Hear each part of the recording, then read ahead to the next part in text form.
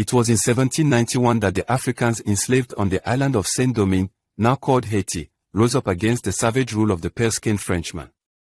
This explosion of African power, to free themselves from the barbaric tyranny that they had been held under for so long, was to become known as the Haitian Revolution. It is a little-known fact that the enslaved Africans, both male and female, were kidnapped from numerous African nations and kingdoms. But those small differences melted away in the spirit of Ubuntu, because as Africans they practiced their culture, and came together around what they all had in common. And they became one. Because they knew that they had to unite under the cry of freedom or death, to liberate themselves. So they fought a bloody race war, battle by battle, for 13 long years until 1804, when Haiti finally announced her independence.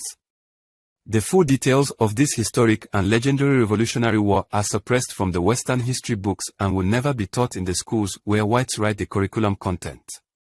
The reason for this is that it exposes to everybody that white supremacy is the biggest lie in the history of the world, and that their greatest fear is African power and truth. You see, the Africans who rose up, destroyed the rabid racist Napoleon Bonaparte army, an army that was allegedly the best in the world. They beat the Spanish army, after fooling them with an alliance, to help them fight the French first, then they destroyed them. They also crushed the British army so brutally that the British had to run out of the island for their life in 1798. Put another way, these fearless Africans, where 30% of the troops were women, soundly beat the three strongest European military nations of the age.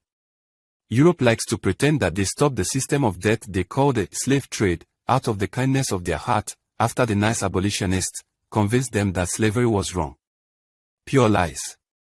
The reason that the enslavement of Africans was stopped was because of the enormity of the Haitian Revolution.